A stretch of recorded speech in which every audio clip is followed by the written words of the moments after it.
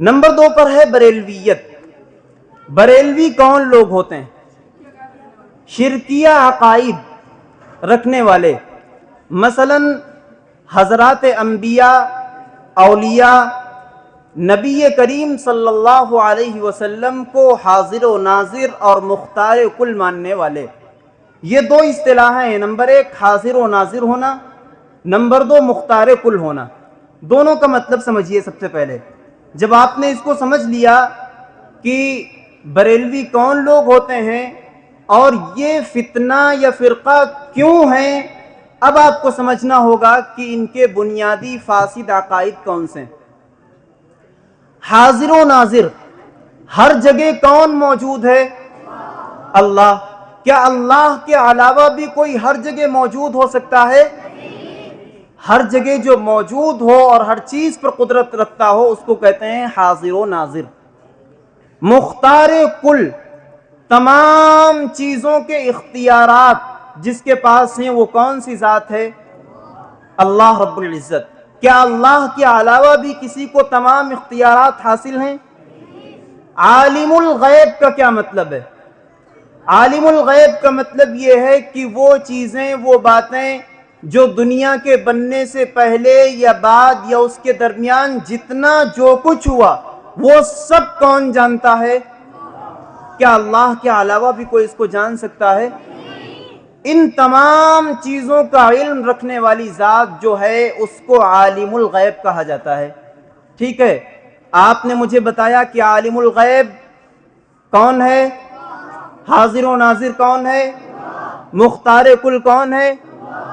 بریلوی حضرات کا یہ عقیدہ ہے کہ نبی کریم صلی اللہ علیہ وسلم عالم الغیب ہیں، نبی کریم صلی اللہ علیہ وسلم ہر جگہ حاضر اور موجود ہیں، اور آپ مختار کل بھی ہیں، یعنی وہ صفات جو اللہ کے لیے خاص تھیں انہوں نے ان صفات میں، اللہ کی ان صفات میں اللہ کے رسول کو بھی شامل کر دیا، اور اللہ کی صفت میں کسی غیر کو شامل کرنا یہ شرک کہلاتا ہے۔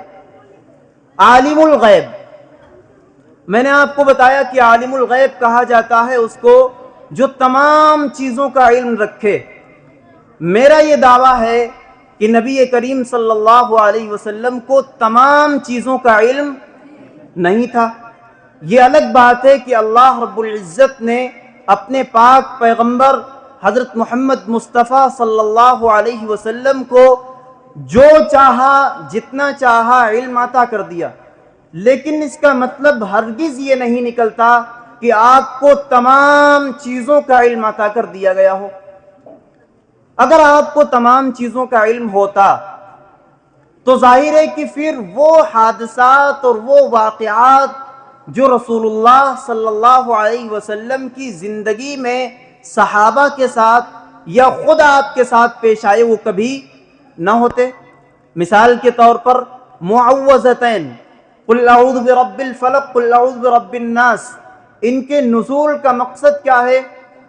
لبید بن ناصر نے اپنی بیٹیوں کے ذریعے رسول اللہ صلی اللہ علیہ وسلم پر جادو کر دیا تھا، اور اللہ کے رسول مسلسل پریشان تھے۔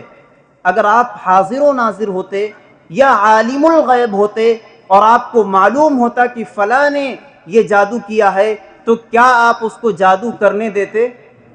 یا اگر معلوم ہوتا کہ کنگھی کے دندانے اور بال کو اس لیے لے جایا جا رہا ہے کہ اس کے ذریعے جادو کیا جاتا تو کیا رسول اللہ خود اپنے آپ کو جادو میں مبتلا کرتے؟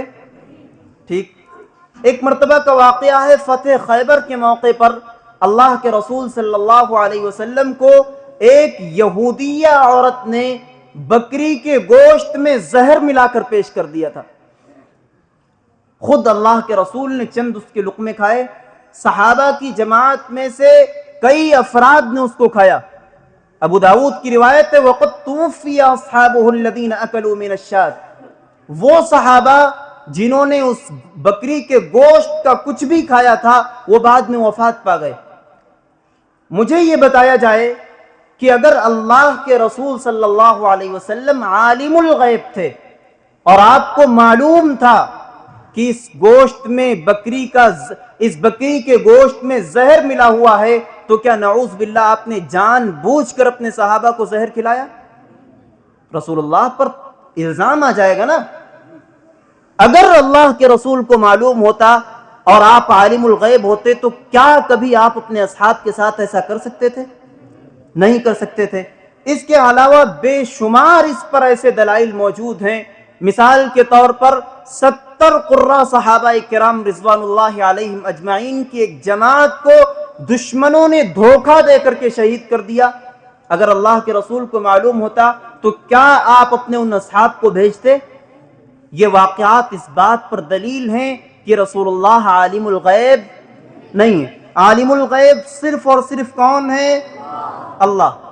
ایک روایت صحیح مسلم جلد نمبر 1 صفحہ نمبر 98، نبی کریم صلی اللہ علیہ وسلم کے بارے میں حضرت عائشہ رضی اللہ عنہا فرماتی ہیں کہ جو شخص یہ کہے کہ محمد صلی اللہ علیہ وسلم کل کی یعنی آئندہ کل کی غیبی خبروں کا علم رکھتے ہیں، آئندہ کل کی غیبی خبروں کا علم رکھتے ہیں، اس نے اللہ پر بہتان باندھا ہے، کیونکہ اللہ فرماتے ہیں کہ آسمانوں اور زمینوں کے مغیبات کا علم صرف اور صرف اللہ کو ہے، اللہ کے علاوہ کسی اور کو نہیں۔ قرآن پاک اٹھاتے ہیں اور دیکھتے ہیں کیا قرآن پاک نے نبی کو عالم الغیب بنایا یا نہیں بنایا۔ قرآن پاک میں جہاں جہاں پر علم غیب کا تذکرہ ہے اس میں سے 2-4 چیزیں، مثال کے طور پر وَعِندَهُ مَفَاتِحُ الْغَيْبِ لَا يَعْلَمُهَا إِلَّا هُ، غیب کی تمام چابیاں صرف اور صرف اللہ کے پاس ہیں، اللہ کے علاوہ کوئی غیب کا علم نہیں رکھتا۔ اگر رسول کو بھی غیب کا علم ہوتا یا آپ عالم الغیب ہوتے تو کیا اللہ تعالی اس بات کا تذکرہ نہ کرتے کہ اللہ بھی عالم الغیب ہے اور رسول بھی عالم الغیب ہے؟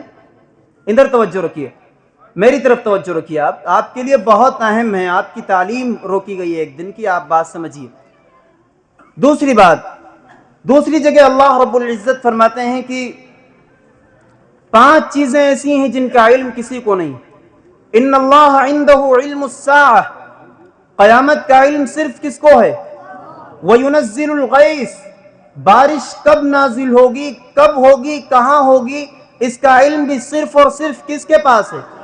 اس طرح 5 چیزیں گنائی گئیں جن کے بارے میں یہ بتایا گیا خمس لا يعلمهن الا اللہ، یہ 5 چیزیں ایسی ہیں جن کے بارے میں اللہ کے علاوہ کوئی نہیں جانتا۔